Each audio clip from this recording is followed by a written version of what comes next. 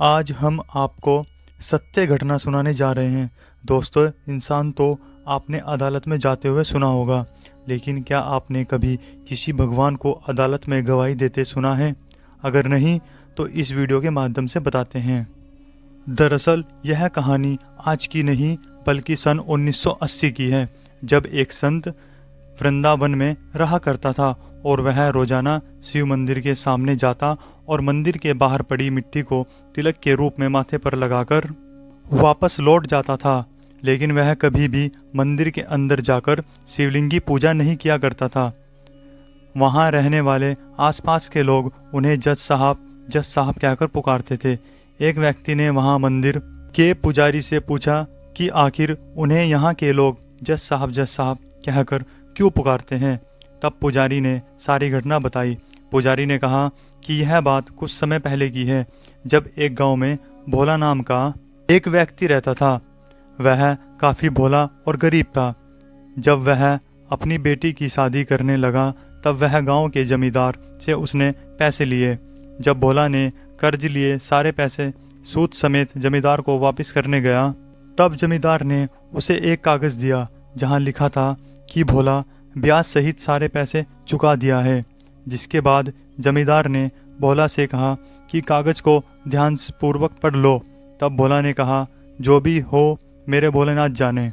ऐसा सुनकर जमींदार के मन में लालच भर गया और वह धोखे से कागज़ को बदल दिया। कुछ वक्त बीतने के बाद जमींदार भोला के खिलाफ अदालत में केस दर्ज कराया।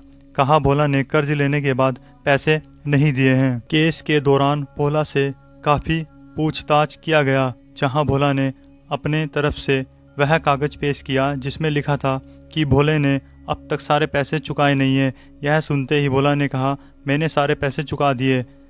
तब जज साहब ने भोला से पूछा कि जब आप पैसे चुकाए थे तब वहाँ कौन और मौजूद था। तब भोला ने कहा कि जब मैंने पैसे चुकाए थे तब मेरे सिवाय वहाँ केवल भोलेनाथ थे।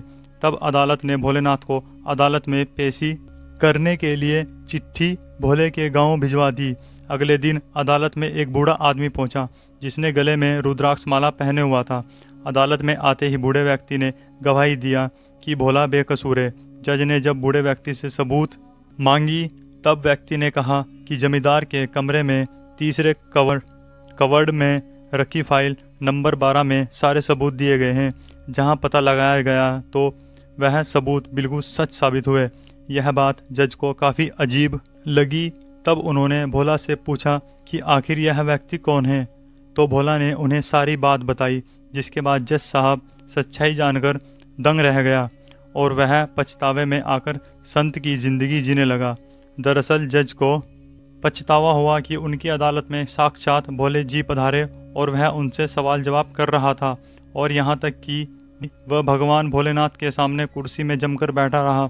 इसी वजह से वह प्रायः खड़ा रहता है और कभी भी मंदिर के अंदर नहीं जाता। अगर दोस्तों आपको ये कहानी अच्छी लगी तो हमें कमेंट कर बताएं, और आगे भी हम आपके लिए ऐसी ही वीडियो लाते रहेंगे। अगर आपने हमारे चैनल को सब्सक्राइब नहीं किया है तो प्लीज़ सब्सक्राइब कर लें।